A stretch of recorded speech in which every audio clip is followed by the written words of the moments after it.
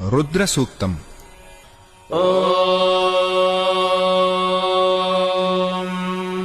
परिणो रुद्रस्य हेतुर्वृणक्तु परित्वेषस्य दुर्मतिरघायोः अवस्थिरा मघवद्भ्यस्तनुष्वमेध्वस्तोकायतनयाय मृडया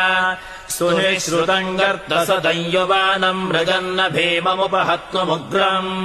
मृडाचरित्रे रुद्रस्तवानो अन्यन्ते अस्मन्निवपन्तु सेनाः मेढुष्टमशिवतम शिवो नः सुमना भव परमे वृक्ष आयुधम् निधाय कृत्तिम् वसान आचर पिनाकम् बिभ्रता गहि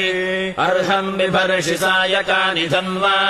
अर्हन् निष्कय्य च तम् विश्वरूपम्